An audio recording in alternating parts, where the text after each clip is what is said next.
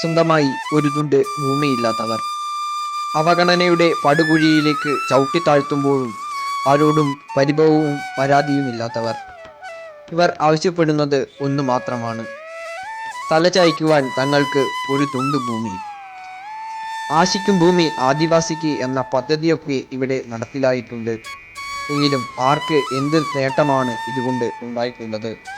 ഇപ്പോഴും ഭൂമിയില്ലാത്ത ഒരു ജനത നമുക്ക് ചുറ്റും കഴിയുന്നു എന്ന് അധികാരവർഗങ്ങൾ വിസ്മരിക്കുന്നത് എന്തുകൊണ്ടാണ്? എന്തുകൊണ്ടാണ് ഇവരുടെ ജീവന് ഒരു വിലയും കൽപ്പിക്കാത്തത്? അധികാരത്തിൻ്റെ കണ്ണുകൾ മൂടിക്കെട്ടാതെ കണ്ണു തുറന്ന് ഒന്ന് നോക്കുക. ഇവരുടെ ജീവിതവും ഇന്ന് പച്ചപിടിക്കട്ടെ. ഇവർക്കും ലഭിക്കട്ടെ നീതി.